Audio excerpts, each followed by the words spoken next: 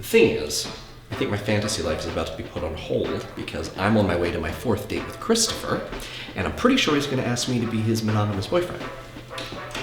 He's very handsome, he's a doctor, and I do enjoy every moment I spend with him, so I think I'm going to go for it. Sex is good, just a little vanilla, and while our candid conversations about fantasy have revealed that he's not necessarily disinterested, he is a bit of a novice, so probably gonna have some training to do. But that shit's important to me, so it's gotta get there or it's not gonna work. Because I don't want an open relationship, so that means Chris eventually has to take the place of my current doctor, coach, therapist, dad, boss, other dad, uncle, other uncle, sir, professor, landscaper, friend from the war, camp counselor, stepdad, physical therapist, masseuse, and other dad. My life is very full.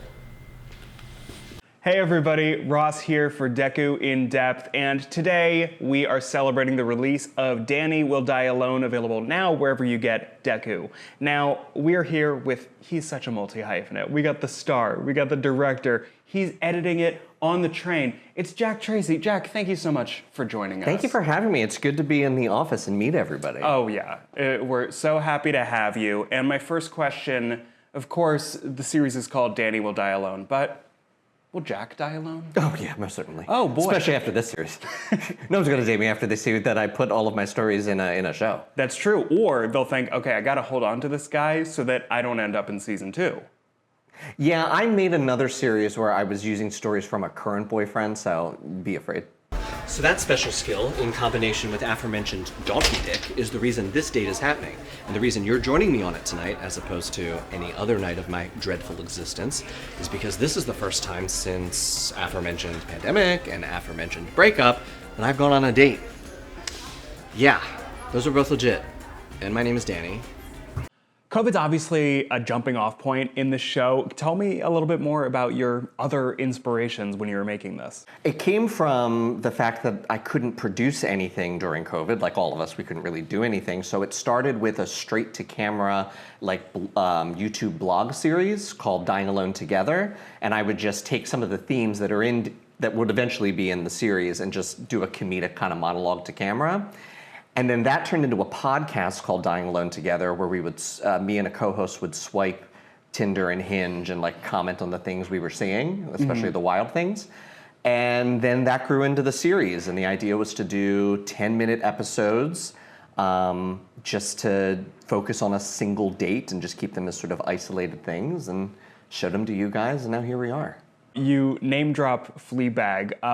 Where else did you kind of get inspiration writing-wise? So it's Fleabag with respect to the breaking the fourth wall. Danny talks directly to camera so that he can bring the audience into his jaded, demented, vulgar thoughts about what is going on. I think a tone of sort of a Always Sunny in Philadelphia meets maybe a Veep. I'll put that behind the DJ booth. Put what? Your shirt. My shirt. Take off your shirt and give it to me. Why would I do that? Sweetie, I'm sure you're very talented, but I promise you, absolutely nobody cares about that. Trust me, I'm a drag queen who has not been on TV yet. I know. The only way any gay person is gonna come in here and subject themselves to any music that's not Dula Peep, let alone live music from another homosexual, is if you lure them in with your body and insinuate you might get very drunk and let them suck you off in the bathroom in between sets. Got it?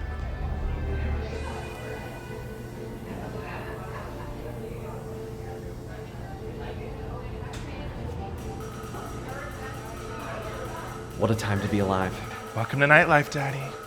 Your other projects are definitely different in tone than Danny Will Die Alone.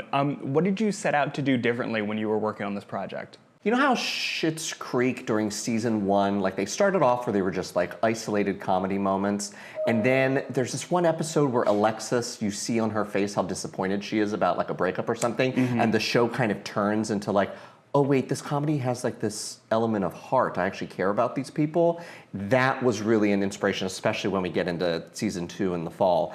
The idea of being comedy first, but making sure it still had a heart and you actually cared about what happened to Danny, even if he's a complicated fraught individual. That's kind of the beauty of, romantic comedy as a genre, is that these characters, they're not single for no reason, but at the same time, you still want to see them succeed. And I think it's really important with comedy that you make jokes, you have it be light and fun, but also there is a deeper truth to it. We don't want to just have Danny or any of these characters just kind of be empty joke machines. They have to have reasoning and some hope behind and that. the truth of it comes from the very specific situations that Danny finds himself in that are very specific to gay male dating. And I think viewers will find things that haven't been represented much in other shows before and find them hilariously familiar. The show plays with a lot of different rom-com and dating cliches.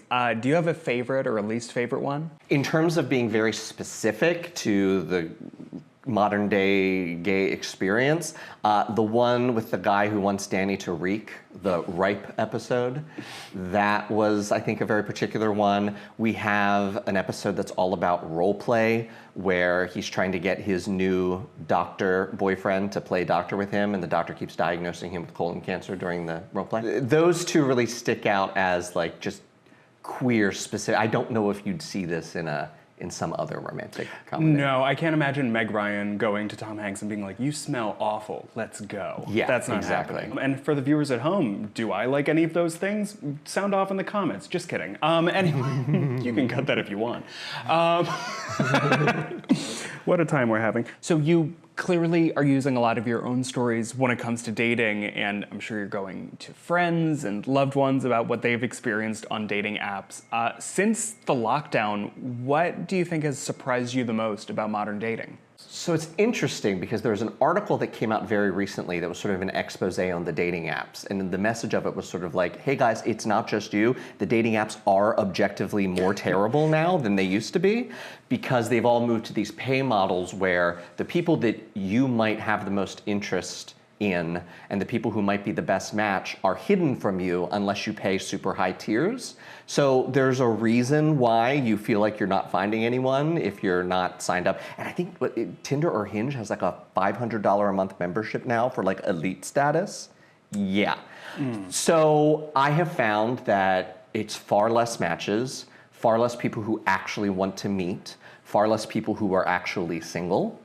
A lot of open relationships, polyamorous relationships, which if you're someone like me who is not looking for that in particular, it's difficult to find someone. And I date in New York, and New York has always been plagued by the, there's always something better around the corner kind of thing. So all of that combined equals the horror of my new series. My phone is less of a communication device and more of an electronic gallery of male genitalia. Mine in particular is also a tome of erotic fiction that could make Caligula blush. Unfortunately, that also means it's a fucking minefield. For instance, which one of these is my actual father, and which one is an uncut Brazilian who demands service from his good boy? Who can say? That means I get to live in constant fear of accidentally texting my actual father to come over and penetrate me. I mean, sure, I could add some devil emojis to some of these, but, what can I say? I like to live dangerously. So congrats on this being your first Dekkoo original. How has it been kind of having Dekkoo as a more direct creative partner than before? Oh, it's incredible. And I'm very happy with, the creative license they've given me. I did the web series before, which is now turned into season 1. And you guys looked at it and were just like, we love it, make more. And that's what I did. I just made more. So it's been really nice to be supported, not only just in the concept, but in my specific sort of creative vision and just being given full reign to be as crazy as I want to be. You very casually mentioned it before, but I think we can say it here that there is a season 2 of Danny Will Die Alone. Can you give us a little bit of exclusives of what we can expect to see? Sure.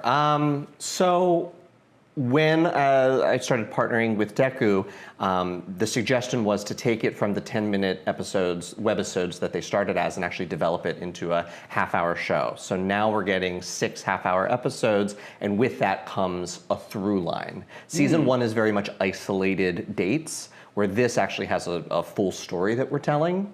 So every episode still has a date on a particular theme or topic. We explore open relationships, polyamory, fighting with someone on an app and never actually meeting them. What's that? Fisting. Danny gets accidentally fisted. And I forget what the other one is. I have to think about it. But the through line is we get a new lead character played by Jordan Bell. He is Danny's regular hookup buddy, so he has someone to talk to about all of the stuff he's experiencing, usually post-coital. Yeah. Great, I'm excited to see it. Awesome. Thanks so much. You can watch Danny Will Die Alone right now on Dekkoo, wherever you can find it. Thanks so much, Jack Tracy, the star, writer, director. Jack, thank you so much for joining us. Thank you for having me. Yeah. And I'm single and I'm on Instagram.